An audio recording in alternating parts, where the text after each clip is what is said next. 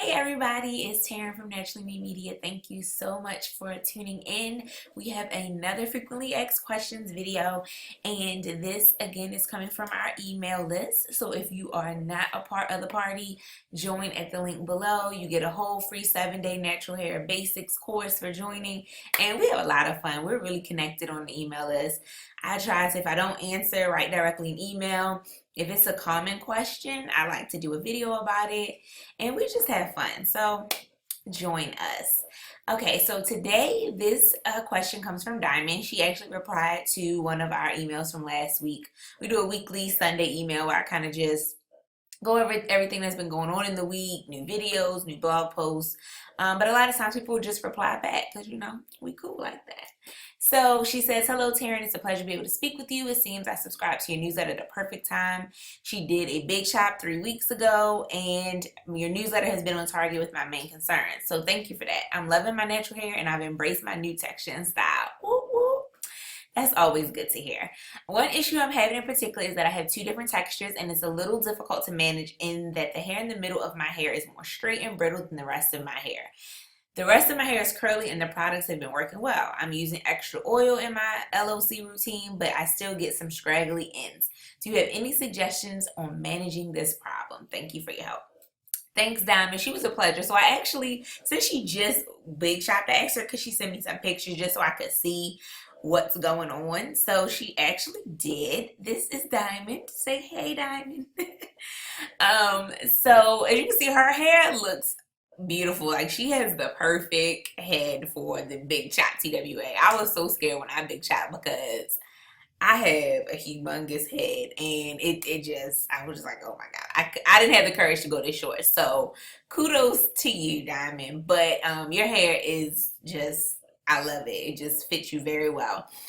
So moving on to your concerns, as far as the hair problem that you're experiencing is what you call scab hair, and that happens a lot of times when we are big chopped or we just went natural, and you still have chemical basically in your hair, and so your hair is trying to push through. So that's technically not your true texture. It might be dry, it might be brittle. You might experience some breakage. It might be wiry. It might not have any type of texture at all compared to the rest of your hair. So that sounds like what you're dealing with your hair. I really can't. I can kind of see, like you said, in the middle right here. But that hair is probably going to be a little straighter. You're probably going to have to go get a trim as it grows out, because what you'll find is as your new growth starts growing in, it'll start to look like the rest of the texture of your hair. So I would say at least another 2 to 3 months before you see your true texture in those spots where you're dealing with the scraggly ends. But great that you're doing your LOC method. You're following our regimen. That's awesome, because you're definitely starting off on a good track since you just big chopped. But yeah, with scab hair, you're just gonna have to, keep washing it, keep it moisturized as best you can, and then just try to just start just trimming it off slowly but surely. So technically, you big chop, but you still got a little bit left to do. And also another thing what it might be is actually, because I know this happened to me when I big chopped. I don't know if you went to do it yourself or if you went to a stylist, but it's kind of hard. You can kind of miss a few pieces, so that still might be a little bit of the perm too on the ends.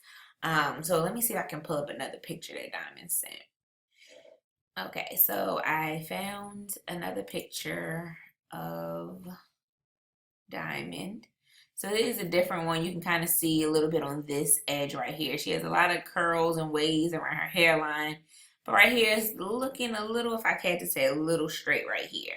Again, the rest of your hair looks pretty healthy. But I actually found this graphic from blackharinformation.com. And this is actually what's going on. So this is your natural hair here.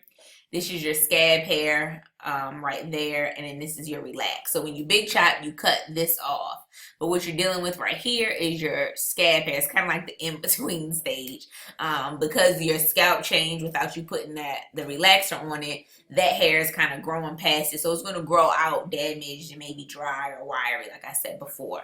So just like how you cut the relaxed hair, just as it grows out, or if you're comfortable with it now, because like I said, you've embraced the short hair look. So if you're cool and you feel like you want to go a little lower, just go ahead and just get your hairstylist or barber, whoever that's cutting your hair, to just really look out for that scab hair and try to cut it right to the point where you have the all of the definition that you have in the rest of your head.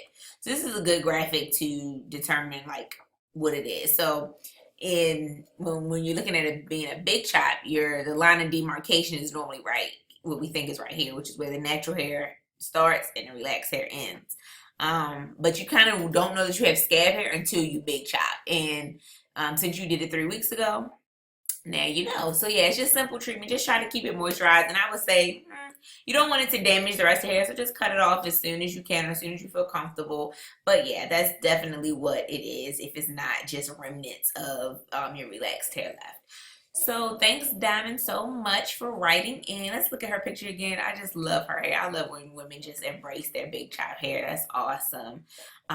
So yeah, so you guys let me know if you have any questions. You can leave them below, or like I said, sign up for our email list below.